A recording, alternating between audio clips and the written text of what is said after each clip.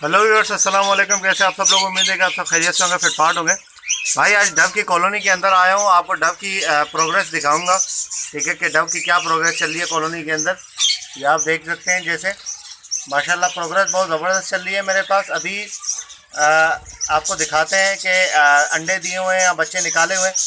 पहले तो अंडे दिए हुए थे, इस जोड़े ने अंडे दिए हुए थे।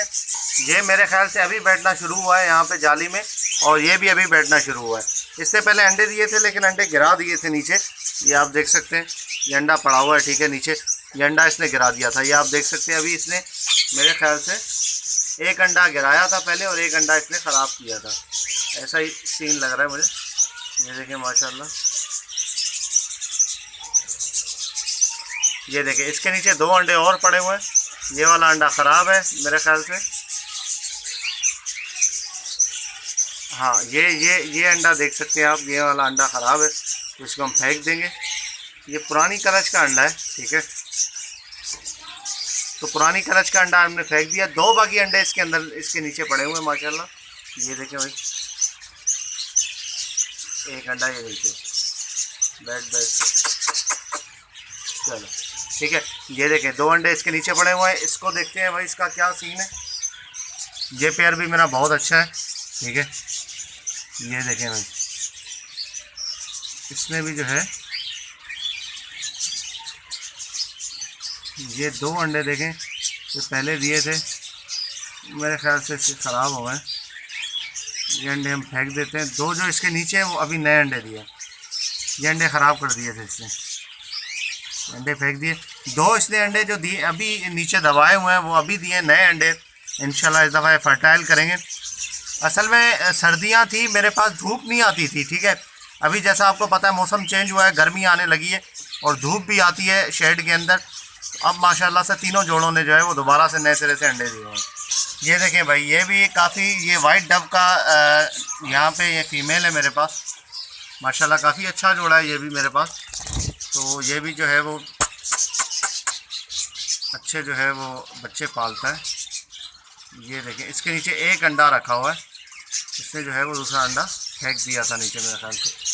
ये देखें इसके अंदर व्यूअर्स बच्चा है, और बच्चा अभी निकलने ही वाला है, समझ लें कि कुछ ही दिन है।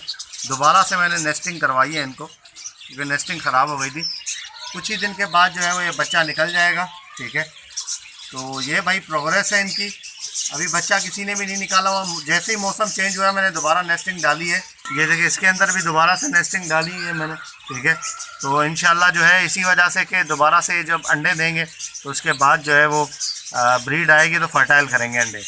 और दूसरी बात ये देखें व्यूअर्स, ये बच्चा जो है ना, ये बच्चा मैक्सिमम मैं आपको बताऊं कि ये होगा कोई मतलब जैसे छन्नी से कूदने के बाद ये 15 दिन में कूद जाते हैं। छन्नी से कूदने के बाद इसको नीचे यहाँ पे कॉलोनी के अंदर टाइम हुआ है 20 से 25 दिन, ठीक है, इससे ज़्यादा नहीं हुआ होगा। ये सबसे कॉलोनी के अंदर जितने भी मेरे पास पट्टे हैं सबसे छोटा बच्चा है।